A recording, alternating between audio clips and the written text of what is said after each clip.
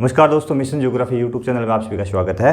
अपन चर्चा करते हैं प्रायोगिक भूगोल के विभिन्न बिंदुओं पर, और उसमें आज का जो अपना टॉपिक रहेगा प्रायोगिक भूगोल का, वो रहेगा समय की गणना। अक्षांश और देशांतर जो पृथ्वी है उसके ऊपर विभिन्न प्रकार के समय टाइम जोन जो है, तो उसमें अपन देखेंगे कि किस देशांतर पर कितना समय होता है, विभिन्न देशों में अलग अलग समय जोन क्यों है, क्या कारण है इसके पीछे, और एक देश से दूसरे देश के बीच में अलग देशांतर के ऊपर समय की गणना अपन कैसे कर सकते हैं। विभिन्न पहलुओं पर आज अपन चर्चा करने वाले हैं। तो शुरू करते हैं आज का वीडियो।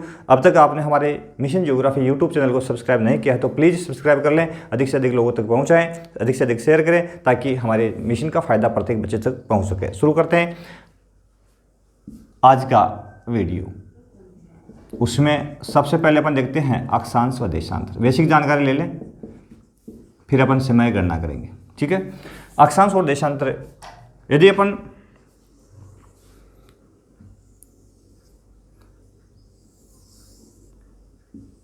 इसको पृथ्वी मान लें, यह हमारा ग्लोब है, तो इसमें यदि अपन, यह पृथ्वी का केंद्र है, और केंद्र से जो पूर्व और पश्चिम की ओर जो रेखाएं आपको नजर आ रही है इस रूप में, ये वाली जो रेखाएं हैं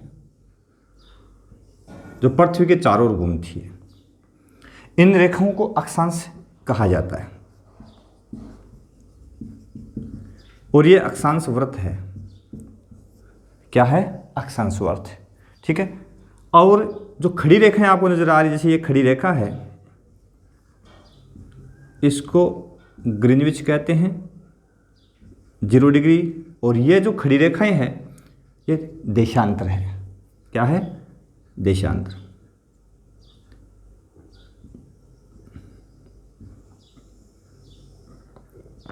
ये जो रेखाएं हैं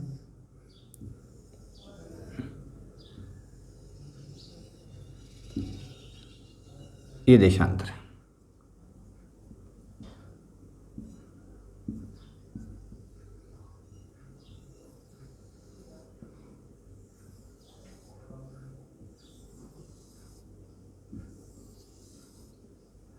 ये हमारा ग्लोब। ठीक है, अब इसमें अपन देखें तो ये 0 डिग्री ग्रीनविच है, उसके बाद में 1 2 3 4 5 6 30 के अंतराल से मैंने देशांतर डाले हैं, 30 60 90 120 150 और 180 डिग्री पूर्व, राइट हैंड की ओर पूर्व।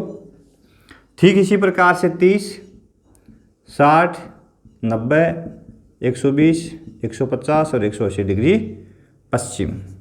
ठीक है, और ये जो रेखा है ये बीच में अपन ने जो डाली है, ये तो खड़ी रेखा है देशांतर, और ये जो वर्त है इसका नाम, ये 0 डिग्री भूमध्य रेखा है, ये वाला भूमध्य रेखा। ठीक है, इसको विषुवत रेखा भी कहा जाता है।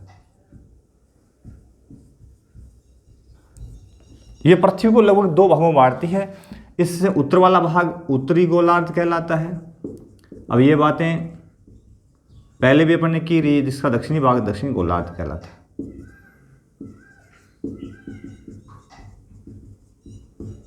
ठीक है, अब इसमें जो ये जो रेखाएं हैं, जैसे ये दक्षिण में 23.5 डिग्री पे एक रेखा डाली है, इसका नाम है मकर रेखा।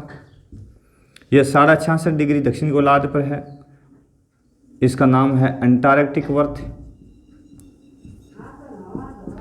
यह 23.5 डिग्री पे कर्क रेखा, यह 66.5 पे आर्कटिक वर्त, और ये उत्तरी ध्रुव है, और ये दक्षिण ध्रुव है। ठीक है, तो ये अपने संपूर्ण पृथ्वी के ऊपर जो पृथ्वी के चारों ओर घूमती है, जो चारों एक वर्त बनाती है, वो तो है अक्षांश वर्त, और जो खड़ी रेखाएं जो ध्रुव से ध्रुव को मिलाती है, ये देशांतर कहलाती है। अक्षांश की अपन बात करें तो पृथ्वी पर कुल अक्षांश जो है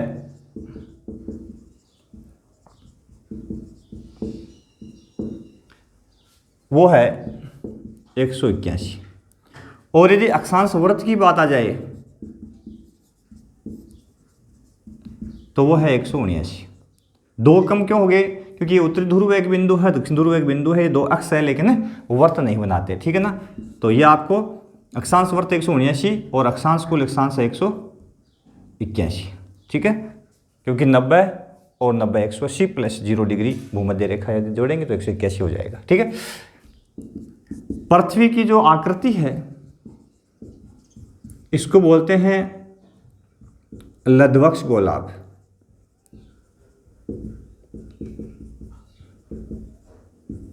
इसको लधवक्ष गोलाभ के नाम से पुकारा जाता है। कहीं आता है जियोइड, ठीक है ना, इसकी शेप है। तो इस रूप में है, यानी ये ध्रुवों की ओर से तो दबी हुई है, भूमध्य रेखा की ओर से उभरी हुई है। यदि अपन इसकी भूमध्य रेखीय परिधि देखें, भूमध्य रेखीय इसका अर्ध व्यास देखें, भूमध्य रेखीय व्यास पृथ्वी का अपन देखें ये वाला, तो ये 12,756 किलोमीटर, और इधर वाला ये ध्रुवीय व्यास देखिए अपन,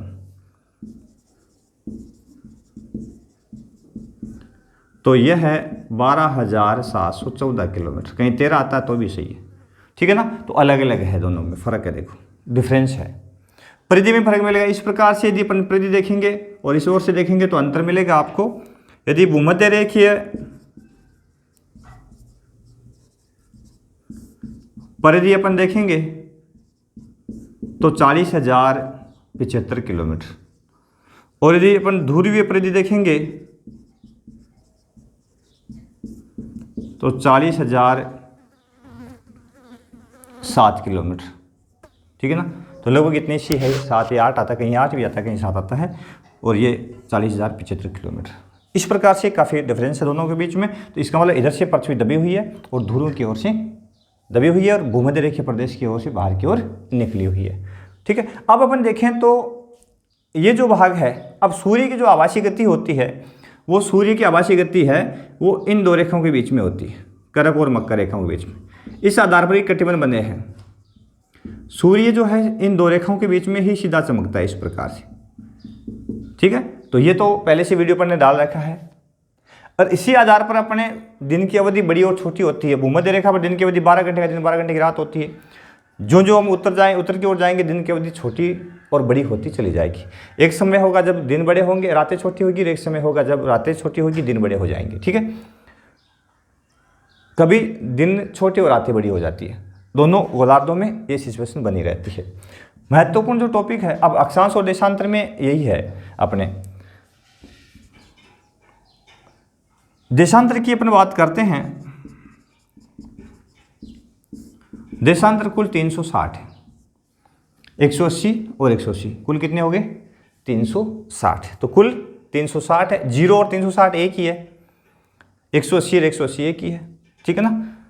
तो यहाँ 0 से स्टार्ट करें अपन, 1 2 3 4 घूम कर वापस आएंगे 360 पे, 0 पे 360, ठीक है। तो कुल कितने हो गए 180 और 180 360। तो कुल देशांतर कितने हैं 360। 0 डिग्री देशांतर को क्या बोलते हैं ग्रीनविच बोलते हैं। और ग्रीनविच ये ब्रिटेन है अपना। यहाँ जो शहर है लंदन है, लंदन का एक प्रमुख कस्बा है ग्रीनविच, ठीक है ना। तो उस ग्रीनविच के अंदर से होकर ही ये रेखा गुजरती है, और उस ग्रीनविच शहर में संपूर्ण विश्व की सौर घड़ियाँ स्थापित की गई है अंतर्राष्ट्रीय समझौते के तहत। उसको अंतर्राष्ट्रीय समय गणना के लिए केंद्र मान लिया गया है, और इसको 0 डिग्री नाम देकर के ग्रीनविच रेखा नाम दे दिया गया, और जिसके अनुसार संपूर्ण विश्व के टाइम जोन तय कर दिए गए, ठीक है ना। तो ये लंदन के ग्रीनविच शहर से होकर के गुजरती है ब्रिटेन के अंदर, ठीक है। तो देशांतर कुल कितने हो गए 360। भूमध्य रेखा पर 2 देशांतरों के बीच दूरी, भूमध्य रेखा पर 2 देशांतरों के बीच यहां जो दूरी होती है लगभग 111 किलोमीटर होती है। कहीं 111.3 आता है, ठीक है ना, 111 किलोमीटर के आसपास। और वही सेम ही बात है 2 अक्षांशों के बीच। अक्षांशों के बीच दूरी सभी जगह समान है क्योंकि अक्षांश समानांतर है, अक्षांश क्या है, समानांतर है, ठीक है। और देशांतर समानांतर नहीं है, देशांतर अर्धवर्त बनाते हैं, भूमध्य रेखा पर अधिकतम दूरी है, उसके बाद में दोनों की दूरी न्यूनतम होते होते भूमध्य ध्रुवों पर जाकर के आपस में मिल जाते हैं। तो दो अक्षांशों के बीच जो दूरी होती है वो 111 किलोमीटर होती है, ठीक है ना। तो लगभग है ये दोनों में, कहीं 110.7 आता है, तो लगभग है 111 किलोमीटर, इसमें 111 किलोमीटर, इसमें 111 किलोमीटर, 111.3 किलोमीटर, ये दो के बीच में दूरी पाई जाती है, ठीक है। इस आधार पर अपन आगे जाएंगे तो 90 डिग्री अक्षांश है उनके बीच में। अच्छा, अपन जो ऊपर जाएंगे देशांतरों के बीच की दूरी शून्य हो जाएगी, ठीक है। इधर भी आएंगे तो शून्य हो जाएगी।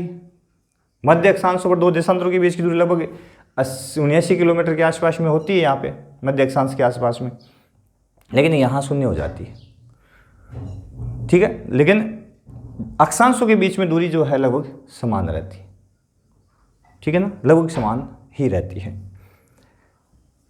अब समय की गणना कैसे की जाती है, ये तो बेसिकली अपन अक्षांश और देशांतर, इनकी डेफिनेशन भी पहले, इससे पहले वीडियो अपने डाल रखा है, मैंने आपको रिवाइज करने के लिए ये बिंदु रखा है। अक्षांश होता है पृथ्वी के केंद्र पर पृथ्वी के किसी भी क्षेत्र विशेष की कोणीय दूरी जो होती है वो एक प्रकार से अक्षांश होती है, ठीक है ना। और यही है भूमध्य रेखा पर पृथ्वी किसी केंद्र की कोणीय दूरी जो है वो देशांतर होती है, ये कोणीय दूरी ही होती है। और दो अक्षांश और देशांतर जो है आपस में जहाँ काट रहे हैं, इनसे एक जाल बनता है, इसको ग्रिड बोलते हैं। अक्षांश देशांतर रेखाओं का जाल जो उसको ग्रिड कहा जाता है,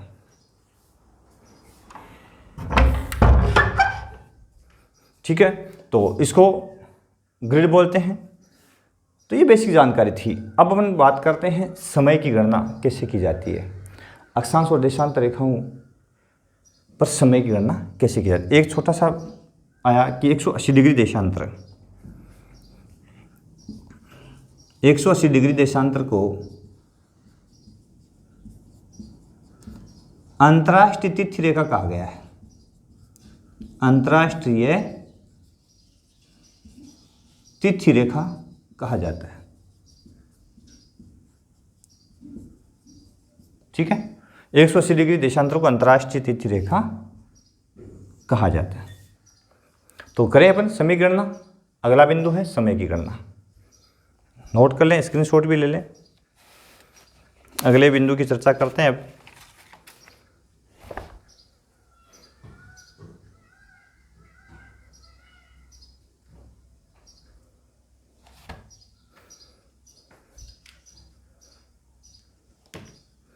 ठीक है, एक होता है बिंदु आता है अपने इसमें दिशा निर्धारण, कि दिशा निर्धारण कैसे किया जाता है। उसके लिए अपने पास में एक भूगोल के अंदर एक माध्यम होता है, उपकरण होता है जिसका नाम है ट्रफ कंपास। समपटल सर्वेक्षण में कई तरह के बिंदु काम आते हैं, उसकी चर्चा भी अपन करेंगे। ग्लोब जैसा है उसको अपन रखते हैं। समय गणना के अंदर समय की गणना,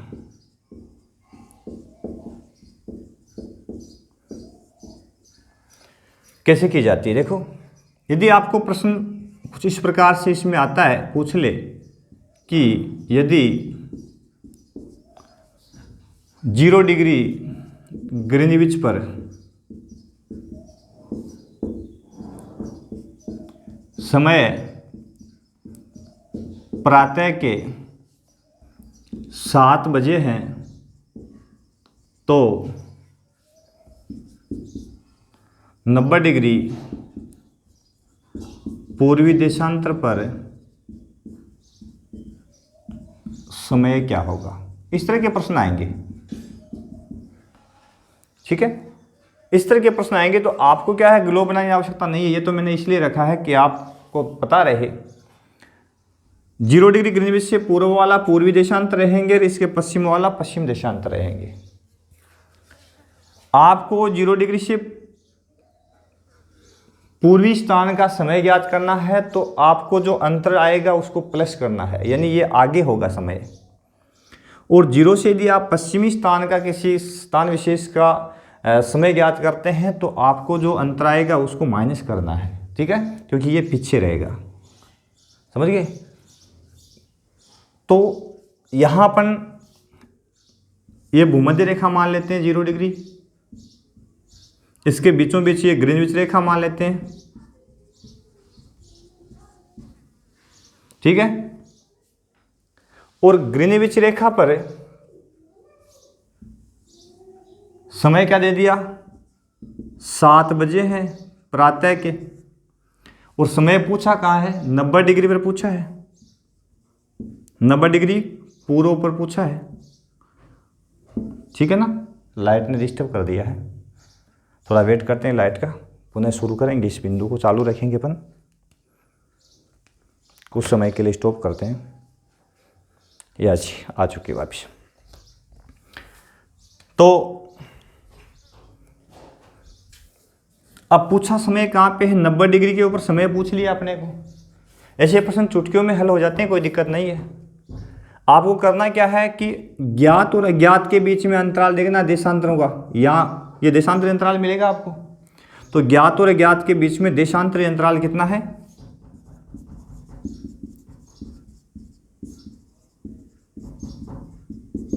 90 डिग्री का।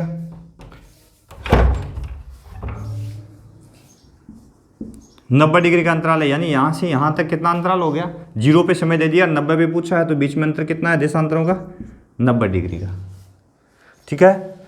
उसके बाद में दोनों के बीच में समय अंतराल निकालना अपने को। तो समय अंतराल कितना होता है, 90 × 4 करते हैं। अब 4 क्यों करते हैं ये कारण भी बता दूं मैं, क्योंकि 1 डिग्री देशांतर को पार करने में सूर्य का प्रकाश 1 डिग्री से दूसरी डिग्री पे पहुंचता है 4 मिनट का समय लेता है। यानी कितना मिनट का समय लेता है, 4 मिनट का। पृथ्वी घूमती है अपने अक्ष पर, सूर्य के सम्मुख उसकी रोशनी जो भाग उसके सामने होता है वहाँ दिन होता है, जो पीछे हटता रात होती है। पृथ्वी घूमती है पश्चिम से पूर्व, पश्चिम से पूर्व की ओर घूमती है, ठीक है ना। जो भाग पहले सामने आता है वहाँ पे दिन हो जाता है, जो बाद में आता है वहाँ दिन बाद में होता है। तो एक देशांतर से दूसरे देशांतर पर यदि सूर्य की रोशनी पहुँचती है तो उसमें 4 मिनट का समय लगता है, ठीक है। अब ये 4 मिनट का समय, तो एक देशांतर पर समय लगा 4 मिनट का, तो 90 पर कितना लग गया, नोक चौक 36, 360 मिनट। कितना मिनट लगा, 360। यदि इसके अपन घंटे बनाएं या घंटे, तो 360 के घंटे बनाएंगे तो 60 से डिवाइड कर देंगे, 6 घंटे। कितना समय लगा, 6 घंटे, ठीक है। अब ये 6 घंटे हैं, मैंने कहा था ये ध्यान रखना आपको कि अज्ञात स्थान है, चाहे इसको आप नोट ही कर लें, यदि अज्ञात स्थान ज्ञात से पूर्व में है तो अज्ञात स्थान ज्ञात से पूर्व में है तो अंतराल कौन सा, ये समय वाला समय अंतराल आपको जो समय है वो जोड़ना है उसमें, समझ गए, प्लस करना जोड़ना है। यानी इस समय में आपको यदि अज्ञात स्थान पूर्व में है तो इस समय में ज्ञात वाले समय में जो अंतराल आएगा उसको प्लस कर देना, तो अगला समय आ जाएगा। तो यहाँ 7 बजे हैं, प्रातः के 6 जोड़ेंगे तो 7 और 6 कितने हो गए, 13। इसका मतलब यहाँ कितने बज गए भाई, दोपहर के 1 PM, दोपहर कह सकते हैं इसको। तो यहाँ कितना समय हो गया, 7 और 6 13, यानी 1 बज गए यहाँ पे, ठीक है ना। इस प्रकार से इजीली निकाल सकते हैं। यदि आपसे यही प्रश्न ऐसे पूछ लेते भाई 90 डिग्री पश्चिम देशांतर पर समय बताओ, यहाँ पूछ लेते तो क्या करते, गणना तो यही रहनी है। अंतराल 90 डिग्री पश्चिम में पूछ लिया, अंतराल कितना है, वही 6 घंटे का अंतराल है 0 से 90 के बीच में। भाई 0 पे बता दिया अपने को 7 बजे, तो 90 पश्चिम में, पूर्व में तो अपने याद कर लिया 1 बजे, तो पश्चिम में भी क्या होगा, 1 ही तो बजेगा, ठीक है ना। लेकिन यहाँ जो 1 बजने वाला है 6 घंटे पीछे हो गया ना ये, तो यहाँ जो 7 है इसमें से 6 माइनस करेंगे, तो यहाँ जो 1 बजेगा वो कौन सा होगा पता है क्या, AM, यानी रात्रि के बजेगा यहाँ पे, रात्रि के 1 बजेंगे यहाँ पे, ठीक है ना। ये तो दोपहर हो गया, यहाँ भी रात है, दोनों के बीच में अंतर कितने का है, 6 + 6 12 घंटे का अंतर है। यदि दोनों 90 डिग्री पूर्वी देशांतर है, 90 डिग्री पश्चिमी देशांतर के बीच में अंतराल कितना हो गया, 6 और 6 12 घंटे का। यहाँ दोपहर के 1 बजे, तो यहाँ अभी रात हो रखी है, रात के 1 बजेंगे, ठीक है। इस प्रकार से अपन गणना कर लेते हैं। दूसरा उदाहरण लेते हैं, यहाँ से आप स्क्रीनशॉट लो तो देख लो, नोट करो तो नोट कर लो। बहुत ही सुनहरा शानदार मौका है, आप यहाँ प्रैक्टिकल से ये एक प्रश्न है इजीली सोल्व कर सकते हैं। यहाँ से प्रश्न आएगा, इसी रूप में आता है प्रश्न कि समय की गणना कीजिए। या मानक जो अंतर्राष्ट्रीय तिथि रेखा कौन सी है, 2 देशांतरों के बीच में जो सूर्य का प्रकाश पहुँचता है उसमें कितना समय लगता है, जैसे 4 मिनट लगता है, तो इस तरह की बातें, ठीक है। दूसरा प्रश्न देता हूँ मैं इसी प्रकार का।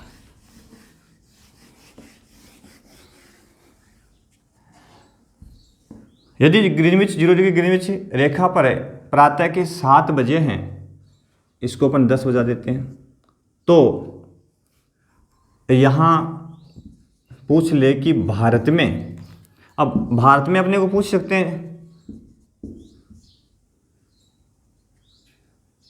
भारत में समय क्या होगा, ये पूछ ले, भारत में समय क्या रहेगा। अब और का तो अपने को नहीं पता, लेकिन भारत का तो पता है अपने को कि भारत की जो मानक देशांतर रेखा कौन सी है, नहीं पता। भारत की मानक देशांतर है 82.5 डिग्री पूर्वी देशांतर, क्योंकि भारत पूरा का पूरा पूर्वी गोलार्ध में ही तो है, तो 82.5 डिग्री पूर्वी देशांतर है भारत की मानक समय रेखा। अब यहाँ भारत दे दिया, कन्फ्यूज हो गई भाई कैसे निकालें, यहाँ तो ग्रीनविच 0 डिग्री दे दिया, लेकिन ये तो भारत का नाम दे दिया, भारत में कैसे मालूम चलेगा।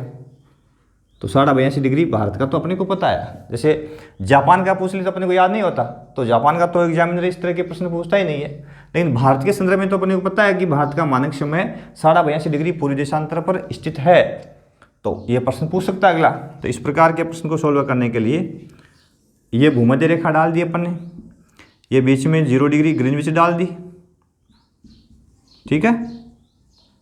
ग्रीनविच पर मैंने समय 10 बजा दिए, प्रातः के 10 बजे।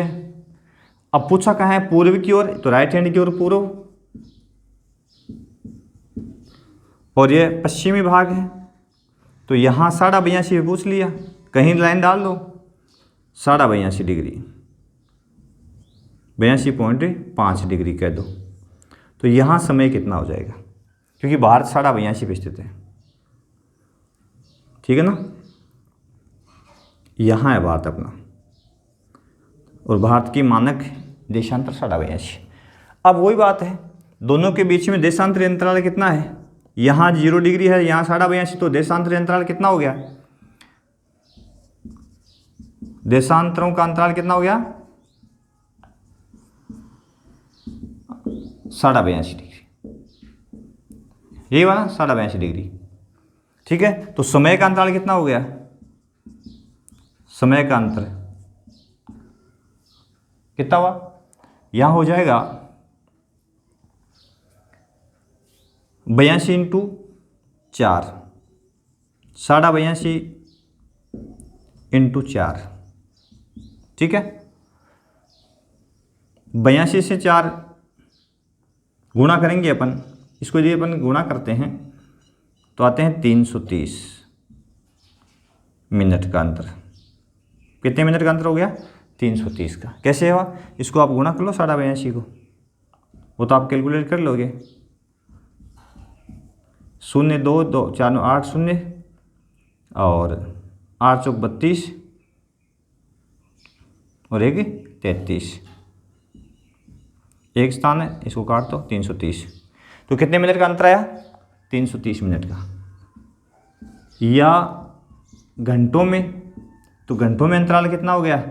300 के तो कितने हो गए? 300 के तो कितने हो गए?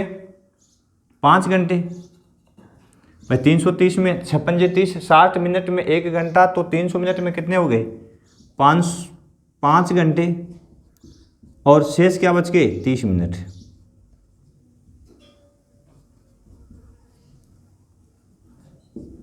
पाँच घंटे और 30 मिनट का अंतर।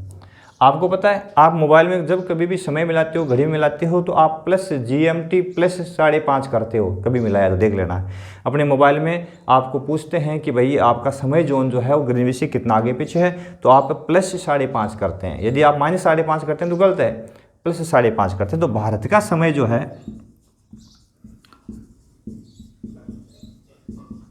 ग्रीनविच रेखा से 5:30 घंटे आगे है। इसका मतलब पहले सूर्योदय भारत में होता है, ग्रीनविच पर बाद में होता है। अब यहाँ भारत है, अरे कहाँ बना दिया, सॉरी, ये तो ब्रिटेन ही है, सही है, बिल्कुल है, ठीक है ना। 82:30 पे यहाँ भारत है, यहाँ पे यहाँ भारत है अपना। तो यहाँ पूछा गया समय है 82:30, ठीक है। तो यहाँ समय अब कितना है? 5:30 घंटे। यहाँ 10 बजे है, तो अपन को क्या करना है? यदि ज्ञात से अज्ञात पूर्व में है, बिल्कुल पूर्व में है, तो आपको क्या करना? जो अंतराल समय का या उसको उसमें क्या करना है? जो ज्ञात समय है उसमें प्लस कर देना 5:30। यदि अज्ञात पूर्व में है तो आपको ये 5:30 प्लस कर देना है। तो 10 और 5 15, 15 का मतलब कितना हो गया? 3, 3:30 PM, यानी समय दोपहर बाद कितना हो जाएगा? 3:30 बज जाएंगे यहाँ पे। तो यहाँ उत्तर कितना आ जाएगा?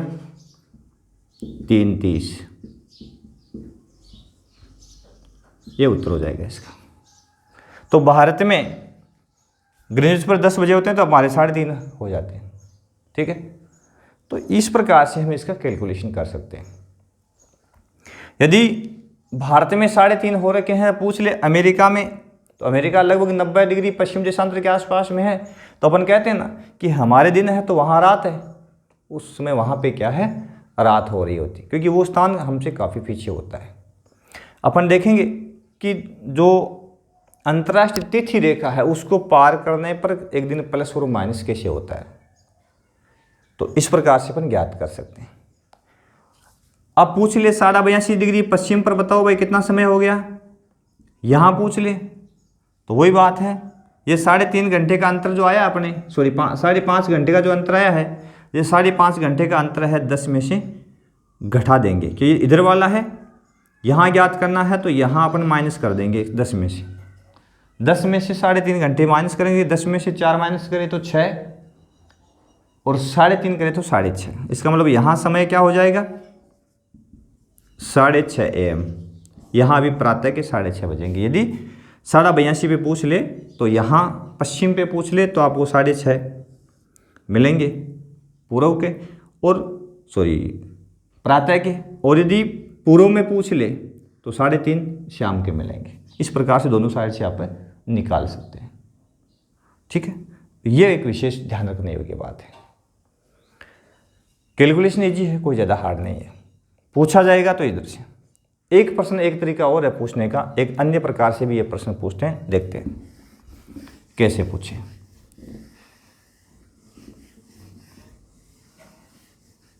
अन्य तरीका कौन सा है प्रश्न पूछने का? अन्य तरीका कौन सा है? अब देखो यहाँ में प्रश्न कुछ इस प्रकार से पूछ सकते हैं। यदि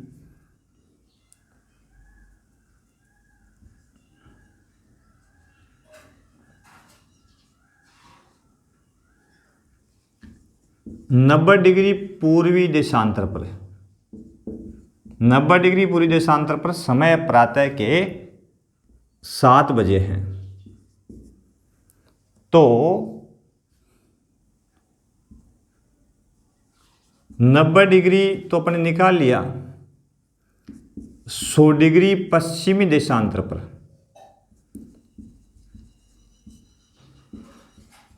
समय क्या रहेगा। ठीक है, अब ऐसे पूछ लिया है कि पूर्वी 90 डिग्री पर तो बता दिया कि समय के सुबह के 7 बजे, लेकिन 100 डिग्री पश्चिम पर समय क्या रहेगा, फिर क्या करेंगे।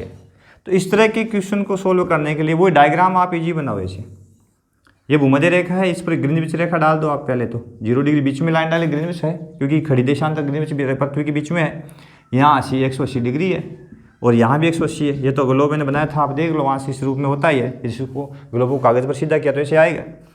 अब यहाँ बताया हुआ ज्ञात है 90 डिग्री पूर्व, ये 90 डिग्री पूर्व।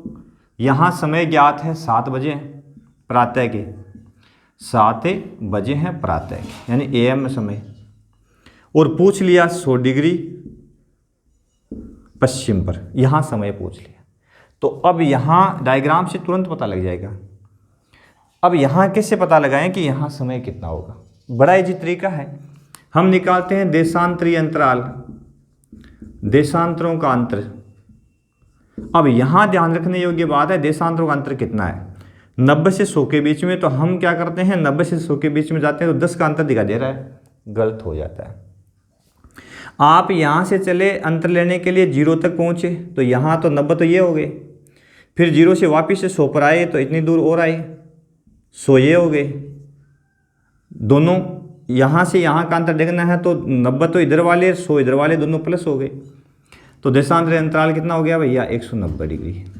कितना हो गया, 190 डिग्री हो गया। ये ध्यान रखना है इसमें। जब 0 डिग्री ग्रीनिच पर समय न पूछ करके पूर्वी और पश्चिम पर पूछ ले, तब आपको देशांतरीय अंतराल जो है वो किस रूप में करना है, दोनों को प्लस करना है। 100 इधर वाला, क्योंकि यहाँ से यहाँ तक का समय पूछा, दोनों के बीच की दूरी देशांतरों में कितनी है, 90 तो ये हो गई और 100 ये, 190 डिग्री।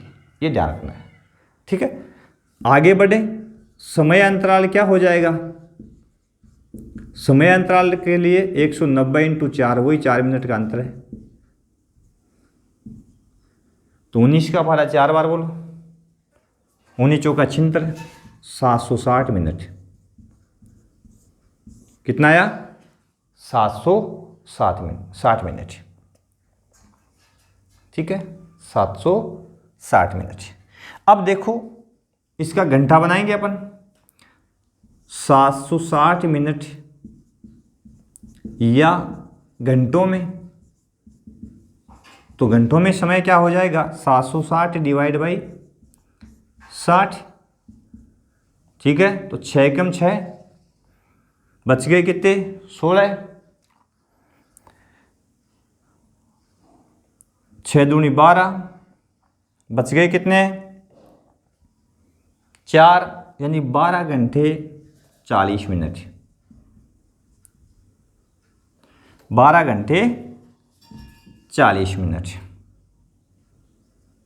12.40 घंटे, यानी 12 घंटे 40 मिनट का अंतर समय का आ गया यहाँ से यहाँ के बीच में। अब मैंने कहा कि यहाँ तो प्रातः के 7 बजे और यहाँ पूछा है, तो मैंने कहा कोई अज्ञात स्थान अब पश्चिम में है, पश्चिम में है, तो इस समय में से यहाँ जो समय अंतर आएगा, इस समय अंतर को इसमें से घटा देंगे, तब यहाँ का समय ज्ञात होगा। तो घटाना है आपको, अर्थात यहाँ 12 घंटे 40 मिनट को इस 7 में से घटाएंगे,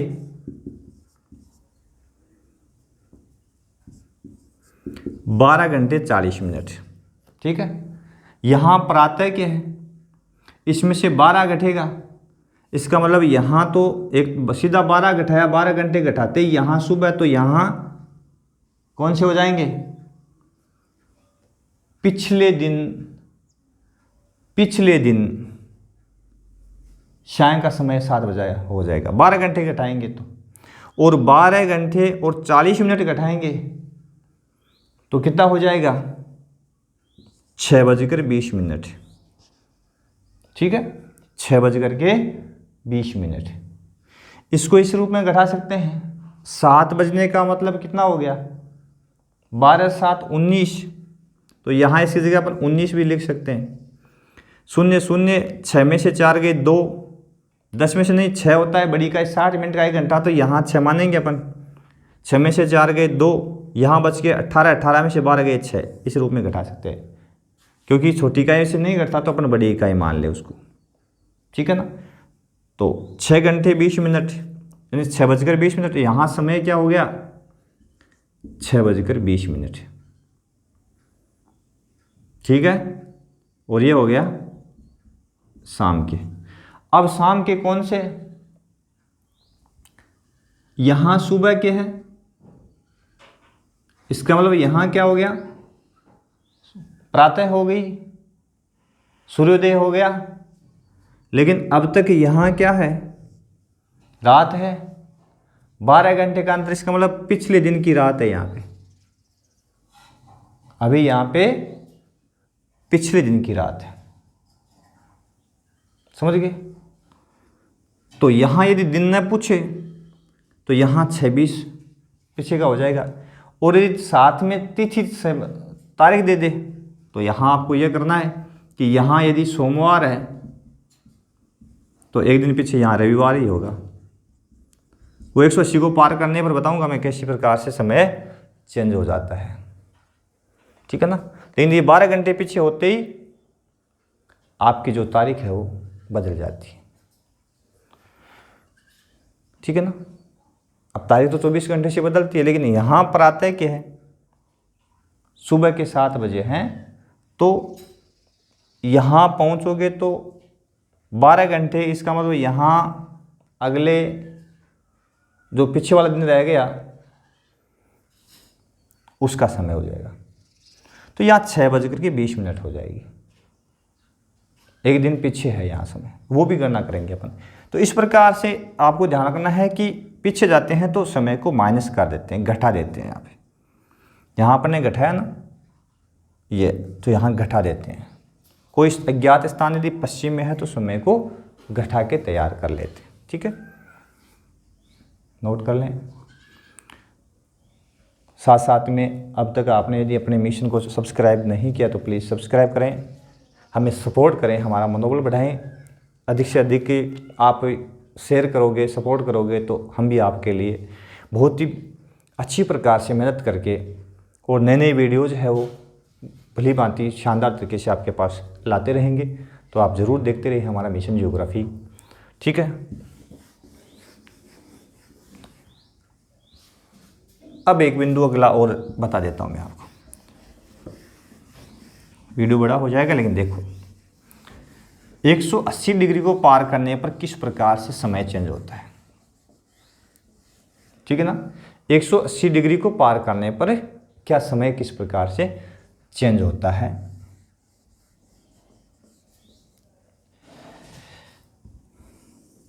यदि हम इसको ग्रीनविच को बीच में ले लें, सॉरी अंतर्राष्ट्रीय तिथि रेखा को बीच में ले लें, अंतर्राष्ट्रीय तिथि रेखा,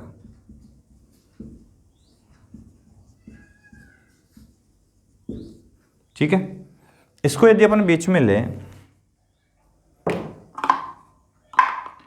तो इसमें देखो फर्क कैसे होता है।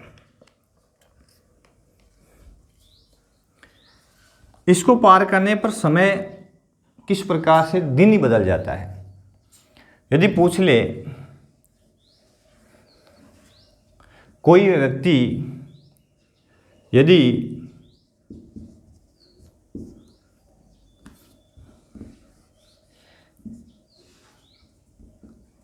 रमेश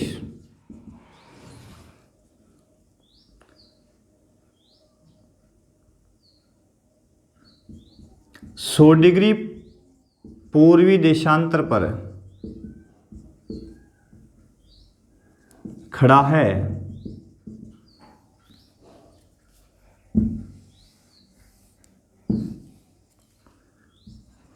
यहां पर रविवार का दिन है,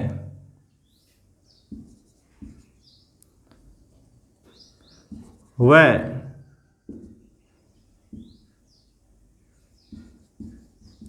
सुभाष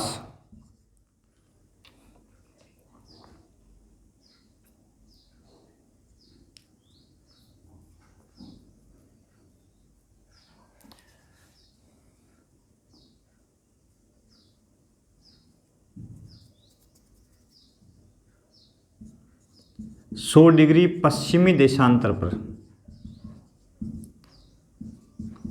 खड़ा है तो वहाँ क्या दिन होगा, कौन सा वार होगा या दिन होगा। यहाँ खड़ा है रमेश, 100 डिग्री पूर्व पे खड़ा है,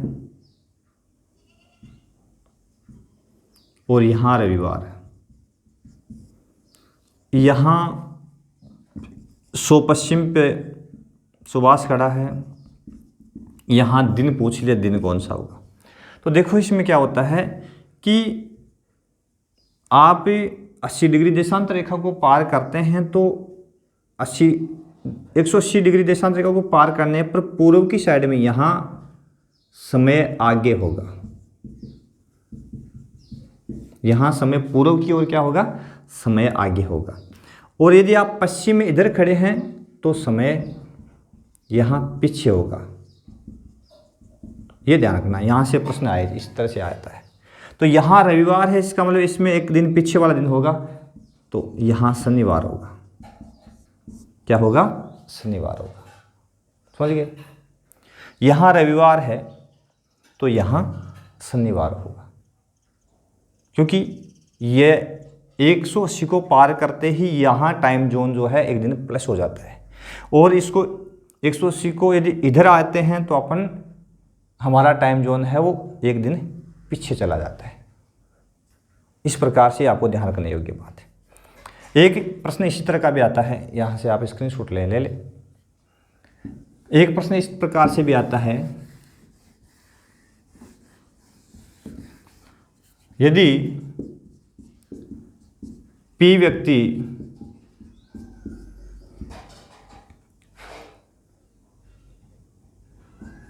एक 180 देशांतर को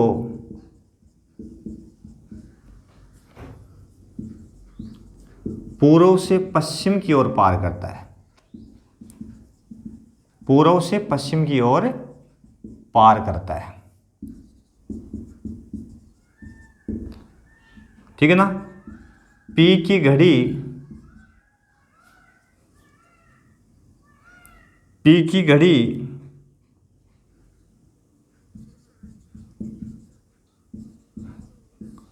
सोमवार का दिन बताती है,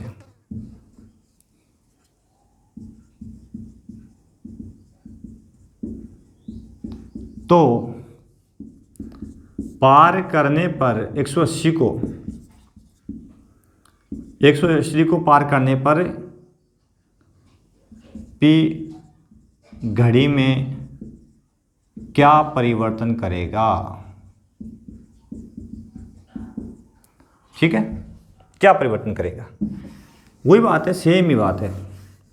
सिर्फ ध्यान ये रखना है, ये 180 डिग्री अंतर्राष्ट्रीय तिथि रेखा, इसीलिए इसको अंतर्राष्ट्रीय तिथि रेखा कहा गया है। यहाँ P खड़ा था तो उसकी जो घड़ी है इस भाग पे खड़ा था तो उसकी घड़ी सोमवार बता रही थी। अब इस यात्री को मान लेते हैं ये P यात्री है, इसको इधर से आपको इसको इधर आना है, पश्चिम की ओर, अपनी जो 180 डिग्री देशांतर है उसके पश्चिम की ओर आना है। अब इसकी घड़ी तो क्या बता रही है, सोमवार का दिन बता रही है, लेकिन यहाँ आएगा तो वो क्या करेगा, क्या अपनी घड़ी को वैसे रहेगा, यह पूछता है कि क्या परिवर्तन करेगा।